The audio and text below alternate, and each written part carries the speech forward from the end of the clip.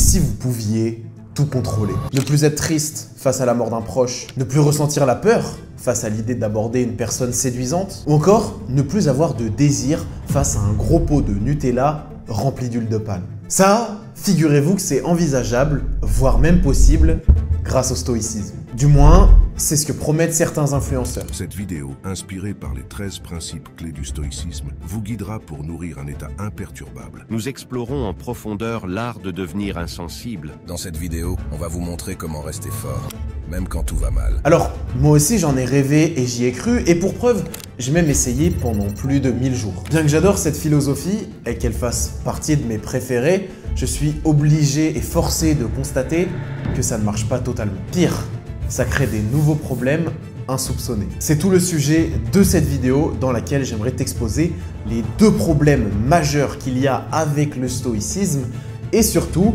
une autre voie qu'on pourrait emprunter qui serait un peu plus équilibrée, un peu plus épanouissante en partant de 3 principes fondateurs.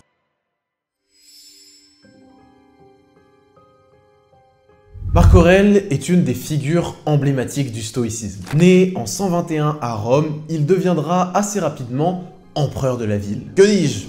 De la cité. D'après Machiavel, il est considéré comme le dernier des 5 bons empereurs. Après Nerva, Trajan, Hadrien et Antonin le Pieux, c'est bien sûr Marc Aurèle. Ce fut un homme complètement extraordinaire qu'on n'oubliera pas de sitôt. Maintenant, j'ai quand même trouvé quelque chose d'étrange le concernant. Marc Aurèle se méfiait beaucoup de la beauté et j'irai même plus loin en disant qu'il avait peur de l'amour. Dans ses célèbres pensées pour moi-même, il évoque celle-ci avec beaucoup de méfiance. Selon lui, ça serait une distraction potentielle de la vertu ou encore de la raison. En fait, il va assez loin parce qu'il écrit même que pour lui, faire l'amour à la femme de ses rêves, ce n'est rien d'autre que le frottement de 2 boyaux et l'éjaculation d'un peu de morve. Oui, il a vraiment utilisé ces mots. D'après l'historien Paul Veyne, les stoïciens pensent que l'intellect décide de tout. Il suffit selon eux d'avoir bien compris que l'amour se réduit au frottement de 2 épidermes pour cesser d'être amoureux. De par mon expérience, je suis plutôt d'accord avec ça. Pourquoi ? Parce que derrière cette manière de raisonner et de se comporter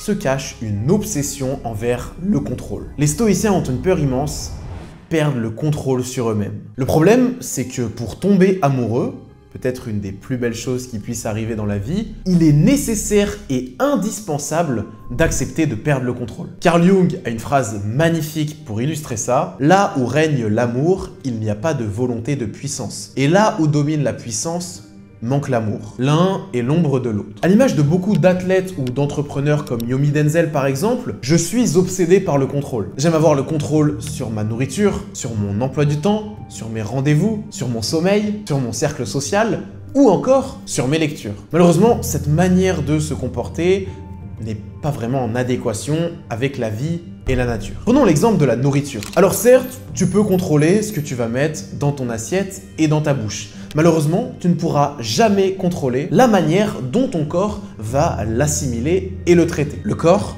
et plus largement la vie, est doté d'une intelligence qui t'est bien supérieure. Et ça, tu ne pourras jamais prendre le contrôle dessus et le comprendre pleinement. Un des principes fondateurs du stoïcisme est ce qu'on appelle la dichotomie du contrôle. Il y a des choses dans ta vie que tu peux contrôler et donc tu mets de l'énergie dessus. Il y en a d'autres pour lesquelles ce n'est pas le cas et donc tu n'y prêtes pas attention. Mais malheureusement, c'est là où il y a un grand quiproquo qui est mal délimité. On peut prendre l'exemple de cette phrase de Sénèque qui dit « Chasse tes désirs, tes craintes et il n'y aura plus de tyran pour toi ». Ça pour moi, c'est l'illustration parfaite des limites du stoïcisme qu'on n'a pas bien appréhendé, qui est la tentative de contrôler ce qui se passe en nous, comme nos craintes ou nos désirs, et de ne pas accepter pleinement que ça, c'est pas en fait dans notre locus de contrôle. Et c'est là où le stoïcisme se trompe.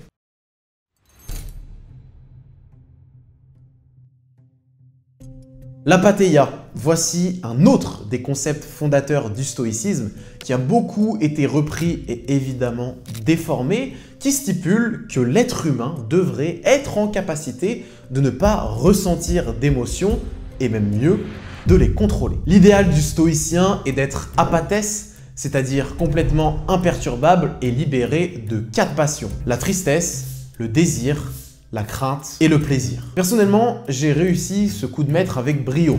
Ça fait plus de 4 ans que je n'ai pas pleuré, je ne m'énerve absolument jamais, et l'amour, n'en parlons pas. Étant petit, les choses étaient différentes. Je me souviens, je pleurais tout le temps pour rien, par exemple un 15 sur 20 en mathématiques, et j'étais assez sensible. Malheureusement, ça m'a valu des moqueries, et donc j'ai décidé de créer une sorte de carapace qui se protégeait de ces émotions et qui évitait de les ressentir et surtout de les exprimer. Le problème aujourd'hui, c'est qu'une émotion, si elle n'est pas ressentie et acceptée, elle est stockée. On peut prendre l'image d'un robinet qui est bouché et qui accumule de l'eau, et au bout d'un moment, ça finit par sortir sur les côtés par des moyens que tu n'es absolument pas capable de contrôler et qui ne sont pas toujours les bienvenus. Boutons, troubles du comportement alimentaire, TOC ou encore problèmes digestifs, voilà les moyens de compensation qu'a trouvé mon corps personnellement. Les larmes qu'on verse pas sont impossibles à défendre, c'est les plus longues à sécher.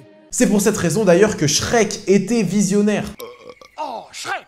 Moi, je dis toujours, vaut mieux que ce soit dehors que dedans. Aujourd'hui d'ailleurs, comme le montrent de nombreuses études scientifiques, comme celle-ci par exemple, on sait qu'il est extrêmement important de pleurer et de ne pas retenir ses larmes parce que ça aide à libérer des toxines, à améliorer l'humeur ou encore à réduire le stress. À mon avis, s'il y a bien un endroit où les femmes mettent une vitesse immense aux hommes dans la vie, c'est celle-ci. Pour preuve, il n'y a pas longtemps, je travaillais dans un café à Montpellier et juste à côté de moi, il y avait 3 femmes qui discutaient, dont une qui venait de recevoir un appel téléphonique assez dramatique qui l'a beaucoup impacté et donc elle a commencé un petit peu à pleurer. Et j'entendais sa copine qui lui disait « Vas-y, accepte l'émotion, laisse-la te traverser, ne la combats pas parce que c'est vraiment très important. » Et pour être honnête, c'est la première fois en fait que j'ai vu ça et que j'y étais confronté. C'est d'ailleurs une des raisons qui explique pourquoi les hommes sont attirés par le stoïcisme.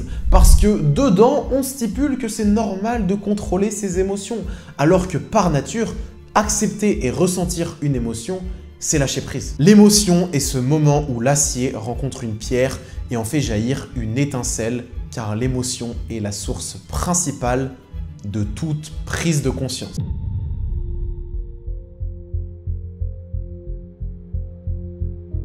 Donald Robertson, c'est un expert sur le stoïcisme qui a écrit un article très intéressant dans lequel il fait la distinction entre le stoïcisme avec un grand S et le stoïcisme avec un petit. Pour faire la distinction entre les deux, il prend la définition qui est donnée dans le Oxford. Stoïcisme avec un petit S, résistance à la douleur et aux épreuves sans montrer ses émotions ni se plaindre. 2 avec un grand S, école grecque de philosophie antique fondée par Zénon. Celle-ci enseigne que la vertu, le bien utile, est basée sur la connaissance, la sagesse et la vie en harmonie avec la raison universelle, comme le destin, la providence et la nature. Ici, on voit bien que c'est pas du tout la même chose et qu'être stoïque n'est pas forcément lié au stoïcisme comme on le connaît et surtout comme il a été créé. Un des exemples qui est pris dans l'article, c'est celui de Conor McGregor. Aujourd'hui, pour beaucoup d'entre nous, c'est un peu l'archétype de l'alpha stoïque qui a peur de rien et qui est capable de se taper comme un dieu. Maintenant, McGregor, si on regarde de plus près, il incarne pas vraiment, ou en tout cas pas pleinement, les valeurs du stoïcisme. La sagesse, la vertu, la justice ou encore l'affection envers les autres humains, c'est pas vraiment McGregor, c'est plus Marc Aurèle. Si on relit attentivement les pensées pour moi-même de Marc Aurèle, il s'avère que la vertu sociale revient quasiment à toutes les pages et que c'est une des valeurs qui est la plus importante pour lui. Ce que je propose désormais, c'est de revenir un peu plus à l'essence même de cette philosophie et d'en distinguer 3 principes fondateurs qui sont intemporels et qui fonctionnent actuellement pour moi. Lawrence Baker, c'est un universitaire américain qui, un petit peu à l'image de Ryan Holiday, a décidé de refaire naître le stoïcisme dans notre monde contemporain et d'en tirer des grands principes. Il a même écrit un livre sur le sujet qui s'appelle New Stoicism. L'idée, c'est de faire comme Shaftesbury et de se poser la question si Sénèque, Marc Aurèle ou encore Plutarque étaient en vie, qu'est-ce qui serait important pour eux aujourd'hui et comment est-ce qu'ils se comporteraient? 1. La nature est notre plus grand roi. Voici par exemple 2 citations de Marc Aurèle qui en témoignent. La nature ne fait rien en vain et donc tout ce qui existe, existe pour autre chose. 2. Le changement vous fait peur? Mais que peut-il exister sans lui? Qu'est-ce qui est plus proche du cœur de la nature? Peut-on prendre un bain chaud et laisser le bois du chauffage tel quel? Manger de la nourriture sans la transformer? Un processus vital peut-il avoir lieu sans que rien ne soit modifié? Ne le voyez-vous pas? C'est exactement la même chose pour vous et tout aussi vital pour la nature. Les stoïciens l'avaient bien compris, la nature est une entité qui nous dépasse et qui nous est bien supérieure et que nous devons respecter, mais surtout faire preuve d'humilité par rapport à celle-ci. Cette idée, elle est partagée par beaucoup de gens, par exemple Nassim Nicolas Taleb que j'adore, ou encore Ray Dalio qui dans Principles écrit « Regarde la nature pour comprendre comment fonctionne le monde ». D'ailleurs, quand on fait cet effort de regarder la nature, on prend conscience de pas mal de choses, notamment d'une que je trouve assez intéressante, qui est que celle-ci optimise toujours pour le global plutôt que pour l'individu. La chaîne alimentaire en est un bon exemple. Pour que tout le monde puisse se nourrir, ça nécessite de faire des sacrifices. 2, au lieu d'être une pierre, devient un élastique. Un phénomène assez populaire en Angleterre et aux États-Unis, c'est le voluntary discomfort. Sénèque était connu pour ça, malgré son haut prestige et sa richesse, il avait l'habitude de dormir par terre pour se mettre volontairement dans une situation d'inconfort parce qu'il savait que c'était important pour ne pas devenir trop rigide et surtout de ne pas être victime d'oisiveté comme l'a pu être par exemple Mohamed Ali au moment où il régnait sur tout le monde. Ça rejoint évidemment la théorie de l'évolution qui dit que celui qui résiste le plus n'est pas forcément le plus fort, le plus agile, mais c'est surtout celui qui est capable de s'adapter et surtout de rentrer en adéquation avec le changement. Moi j'aime bien l'idée selon laquelle on mesure la force de quelqu'un à son élasticité. C'est pour cette raison que l'inconfort est aussi important, ou encore ce qu'on appelle la loi de l'hormèse, parce que ça nécessite à ton corps, comme le fait constamment la nature, d'avoir des adaptations et d'avoir des changements. Le sport, l'exposition au froid, le fait de se priver de nourriture ou encore d'avoir des interactions sociales qui sont difficiles, ce sont des inconforts qui créent des changements et qui font que tu es en adéquation avec la vie. 3. Devenir fort, mais avant tout pour aider les autres. Ai-je fait un acte utile à la communauté? Je me suis donc rendu service. Et toujours et en toute conscience, cette maxime à ta portée et ne t'en dépossède jamais.